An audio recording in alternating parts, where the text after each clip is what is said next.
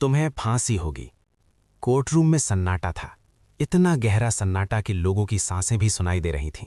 जज की मेज के सामने खड़ी थी एक लड़की, उम्र शायद 20-21 साल, फटी हुई सलवार कमीज, नंगे पैर, माथे पर पसीने की बूंदें, लेकिन आंखों में डर नहीं था। आंखों में कुछ और था, शायद सच्चाई, शायद जिद, शायद वो हिम्मत जो गरीबी की आग में तपकर लोहा बन जाती है। सरकारी वकील ने फाइलें मेज पर पटकी। आवाज गूंजी, माननीय न्यायालय, ये लड़की एक अपराधी है। इसने कानून को अपने हाथ में लिया, इसने एक डॉक्टर पर हमला किया और सबसे बड़ी बात, इसने सरकारी अस्पताल में तोड़फोड़ की। रुखसाना ने अपनी आंखें झुकाईं, लेकिन सिर नहीं, सिर अभी भी ऊंचा था। आपका नाम? जज ने पूछा। रुखसाना। आवाज धीमी थी लेकिन टूटी हुई नहीं। पिता का नाम? अब्दुल रहीम। पेशा? मजदूर थे। थे? हाँ, अब नहीं है।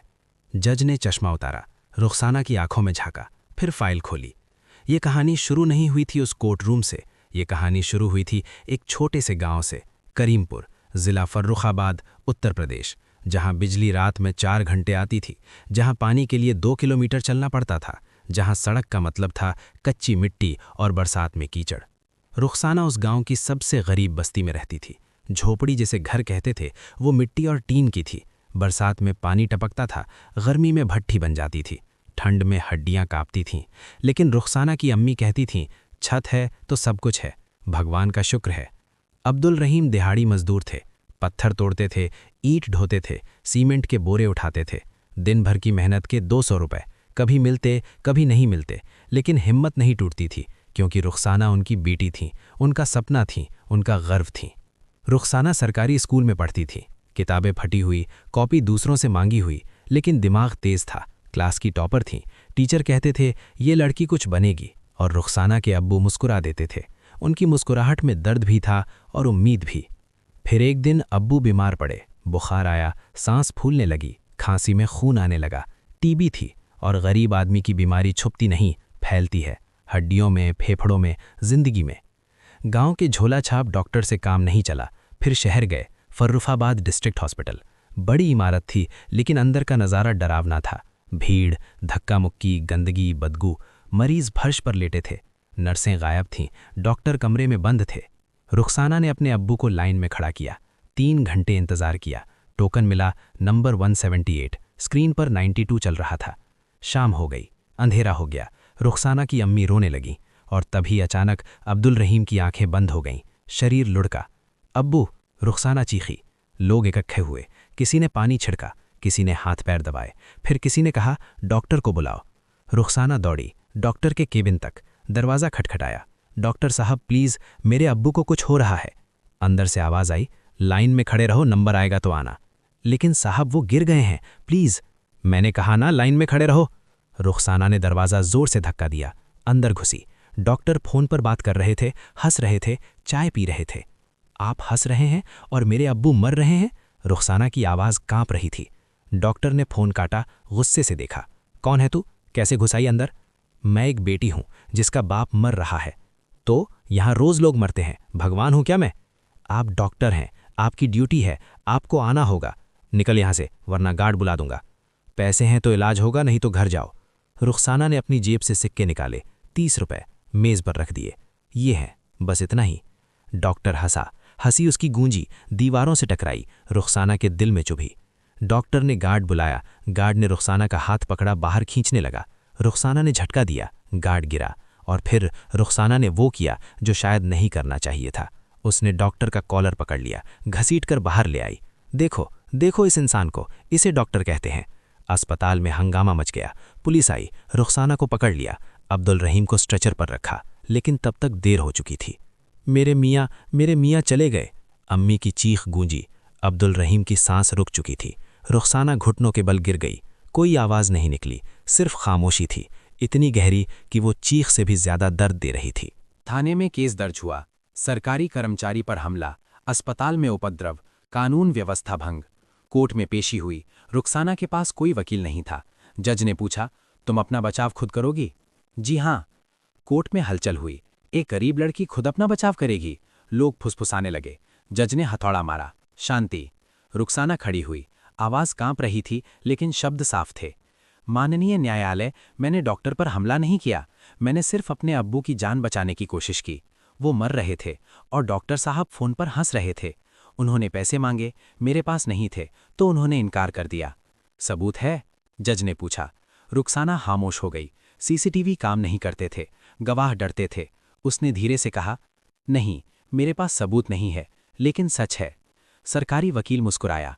सच बिना सबूत के कुछ नहीं होता। तभी कोर्ट के दरवाजे खुले।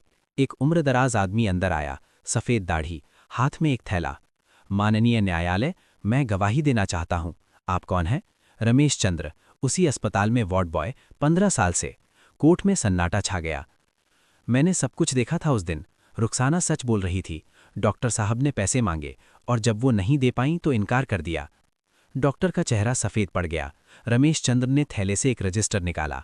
ये देखिए, उस दिन डॉक्टर की ड्यूटी थी, 200 से ज़्यादा टोकन था। उन्होंने सिर्फ 12 मरीज देखे, बाकी का क्या हुआ? फिर उन्होंने फ़ोन पर एक ऑडियो रिकॉर्डिंग बजाई। डॉक्टर की आवाज़ गूंजी, पैसे हैं तो इलाज होगा, नहीं तो घर जाओ। कोर्ट में हलचल मच गई। डॉक्टर ने चेहरा हाथों में छुपा लिया। सरकारी वकील की बोलती बंद हो गई। जज ने हथौड़ा मारा, शांति। फिर डॉक्टर की तरफ देखा। डॉक्टर विनय कुमार, इसका क्या जवाब है? मैं उस दिन बीमार था। रमेश चंद्र बोले। आप बीमार नहीं थे, केबिन में बैठे चाय पी रहे थे। जज की आवाज़ भारी हो गई। हमारा सिस्टम टूट चुका है। हमारे अस्पताल गरीबों के लिए नहीं चलते, और जब कोई आवाज़ उठाता है तो उसे अपराधी बना दिया जाता है। उन्होंने डॉक्टर की तरफ देखा। डॉक्टर विनय कुमार, आपका लाइसेंस निलंबित किया जाता है। विभागीय जांच शुरू की जाएगी। डॉक्टर गिड़गिड़ाया, माननीय न्यायालय, मेरे बच्चे हैं। जज की आवाज़ गूंजी, अब्दुल रहीम की भी बेटी थी, उसकी परवाह किसने की?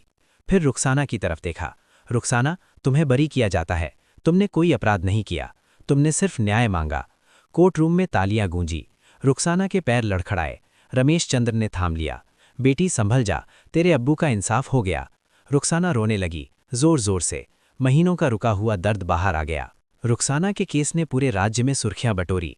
अखबारों में छपा, न्यूज़ चैनलों ने दिखाया, सोशल मीडिया पर ट्रेंड किया।